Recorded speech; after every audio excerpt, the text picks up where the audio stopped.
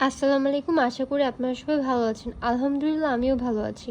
দেখতে দেখতে রমজান মাস চলে এসেছে। সময় অনেক তাড়াতাড়ি চলে যায়। রোজা শেষ হলেই ঈদ। সামনে যেহেতু ঈদ আসছে, ঈদের দিন ঘর সুন্দর করে না সাজালে কি আর হয়? ঈদ বলে কথা।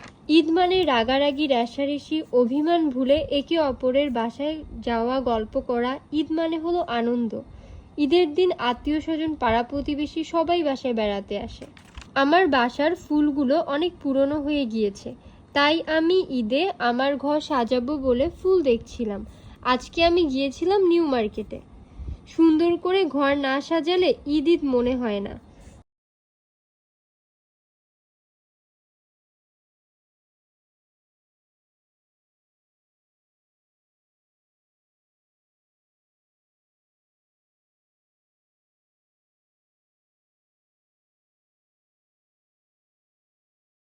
দোকানে আমি কিছু খেলনা দেখছিলাম আমার ভাইয়ের জন্য।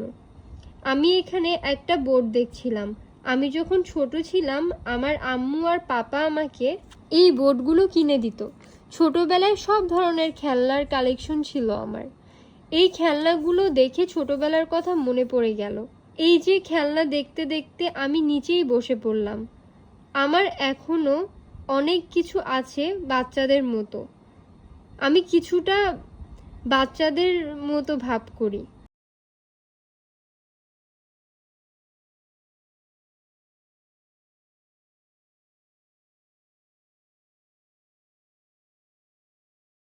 তারপর আমি ঝিলমিল শপে ঢুকে পড়ি। আমি কিছু টেডি বিয়ার দেখছিলাম। ফার্স্টে আমি লাল টেডি বিয়ার দেখছিলাম। ছোটবেলা থেকে টেডি বিয়ার অনেক পছন্দ আমার। আমার পাপা লাল একটা বড় মিকি মাউস টেডি বিয়ার আমাকে দিয়েছিল আমি যখন ছোট ছিলাম। টেডি বিয়ার দেখে পাপার কথা মনে পড়ে যায়। আমি আমার পাপাকে অনেক মিস করি। আমি যখন ক্লাস 3-তে পড়ি তখন আমার পাপা মারা যায়। দুনিয়াতে যার বাবা নেই সেই বুঝে বাবা না থাকার কষ্ট। আমার বাবাও আমাকে অনেক ভালোবাসতো, আমার সব আবদার পূরণ করত। বাবা মানেই তো সকল আবদার পূরণের ভান্ডার। আমি অনেক ইমোশনাল হয়ে গিয়েছি। আমার জীবনের গল্প কোনো একদিন আপনাদের সাথে শেয়ার করব। আজকের জন্য এ পর্যন্ত। দেখা হবে নেক্সট ভিডিওতে। আপনার সবাই ভালো থাকবেন। আল্লাহ হাফেজ।